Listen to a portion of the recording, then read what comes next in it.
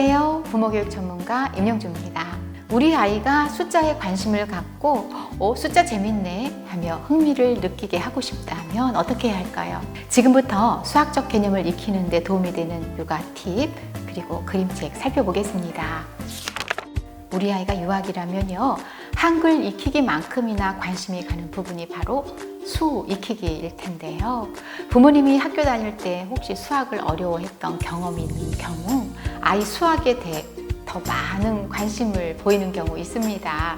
유학에 학습지 시키는 이유 중 대부분이 인지 발달을 위한 건데, 부모님과 상담하다 보면 한글 익히기 그리고 10가지는 써야 되지 않나요? 한 자릿수 덧셈까지는 해야 하지 않을까요? 하면서 목표를 정하실 때가 있어요. 한글과 마찬가지로 수학습도 숫자에 흥미를 느끼는 게 우선돼야 합니다. 순 재밌어, 어렵지 않아, 이렇게 느껴야 아이들이 잘 배워요. 어떤 방법이 좋을까요? 역시 오늘도 그림책으로 접근하는 게 재밌고 유익한 방법이라고 소개를 하면서요.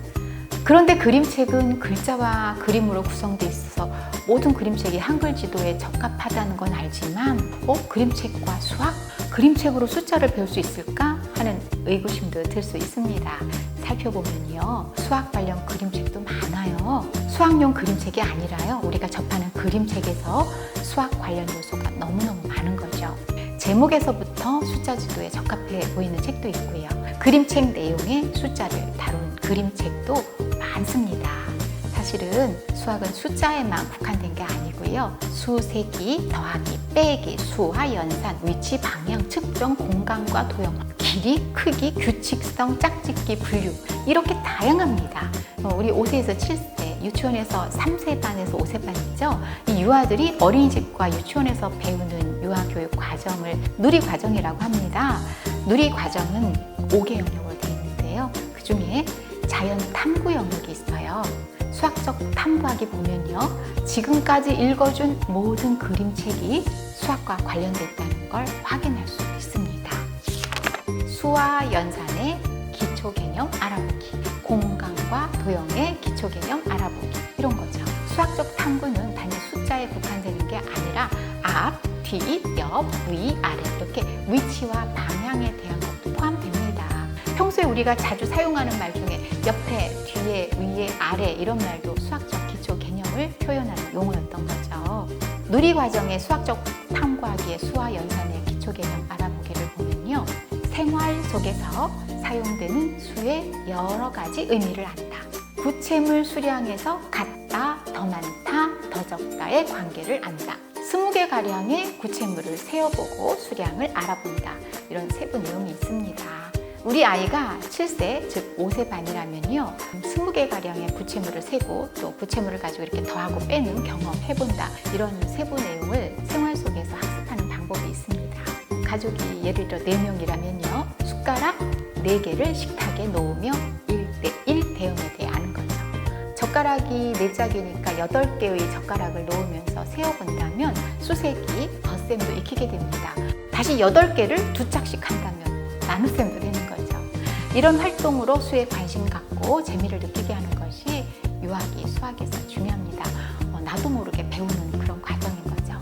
물체의 모양에 관심을 갖는다는 수학적 개념을 위해서는요, 동그란, 길쭉한, 기다란 이런 기본 도형의 특성을 인식하게 하는 어휘를 자주 사용하면 친숙해지겠죠. 수학적 탐구하기에 나와 있는 것처럼요, 이 모든 것은 우리 일상에서 자연스럽게 알도록 하는 것이 정말 좋습니다. 더 무겁네, 뭐뭐보다 작구나, 기다란 기차가 가는구나, 이런 일상적 표현이 알고 보면 수학적 탐구의 기초적인 측정, 길이, 무게 등 비교한다, 이런 거에 해당되는 겁니다. 일상에서 사용했던 엄마 앞에 서볼까? 과자 먹기 전에 밥 먼저 먹어야 해, 이런 말은요, 기초적인 측정하기의 순서를 지어본다에 해당되는 거고요. 어떠세요? 수학 어렵지 않네요.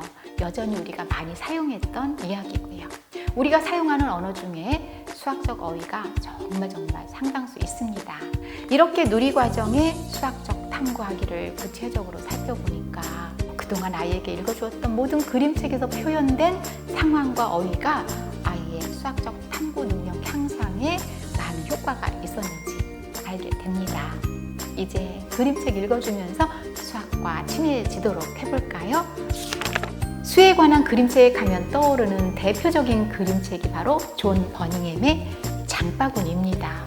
스티븐은요, 엄마 심부름으로 장바구니를 들고 가게에 갑니다. 달걀 6개, 바나나 5개, 사과 4개, 오렌지 3개, 그리고 네가 먹을 도넛 2개, 과자 1봉지 이렇게 사오라고 합니다. 엄마가요. 엄마가 시키는 대로 이렇게 사서 오는데 여러 동물들이 차례로 나타나서 물건을 내놓으라고 해요. 스티븐은 동물이 제대로 받지 못하도록 던져줘요. 곰에게 달걀 하나, 원숭이에게 바나나, 캥거루에게 사과, 염소에게 오렌지, 돼지에게 도넛, 코끼리에게는 과자를 던집니다. 이 부분에서 아이들이 통쾌해합니다. 왜냐하면요, 못 받게 하니까요. 사실 주기 싫잖아요. 이제 스티븐은 장바구니를 들고 서둘러 집으로 옵니다. 스티븐이 집에 다다랐을 때 문 앞에 나와 있던 엄마가 말하죠. 스티븐, 대체 어디 있다 오는 거니? 겨우 달걀 6개, 바나나 5개, 사과 4개, 오렌지 3개, 도넛 2개, 과자 1봉지 사오라고 했는데 왜 이렇게 늦었어? 그런데 스티븐의 장바구니엔 달걀 5개, 바나나 4개, 사과 3개, 오렌지 2개, 도넛 1개밖에 없네요. 이때 엄마의 발문으로 누리과정 수학적 탐구의 수와 연산에 더하고 빼기 자연스럽게 이루어질 수 있습니다. 스티븐의 장바구니에는 달걀이 몇 개 들어있을까? 엄마는 스티븐에게 달걀 6개를 사오라고 했는데 왜 5개만 남았지? 스티븐의 장바구니에는 바나나가 5개 들어있을까? 바나나가 왜 4개밖에 없을까? 달걀 1개는 곰에게, 바나나는 원숭이에게 줄 수밖에 없었던 상황 얘기하면서요, 뺄셈까지 익힐 수 있습니다. 이 작품은 수뿐만 아니라 사건에 대한 순차적인 흐름도 보여주는데요. 순서 또한 수학적 개념이에요. 반복되는 규칙성을 알고 다음에 올 것을 예측해본다. 이렇게 규칙성 이해하기를 위해서 줄거리가 일어난 순서를 발문해보는 거죠. 처음에는 어떤 동물이 나타나서 뭘 달라고 했어? 두 번째로 나타난 동물은 스티븐에게 무엇을 달라고 했니? 숫자와 관련된 그림책을 읽으면서 발문해보셨나요? 그냥 읽기만 하는 게 아니라 발문하면서 아이가 차근차근 생각할 시간을 주는 것도 중요하다는 점 기억하시면 좋겠습니다. 지금까지 임영주였습니다.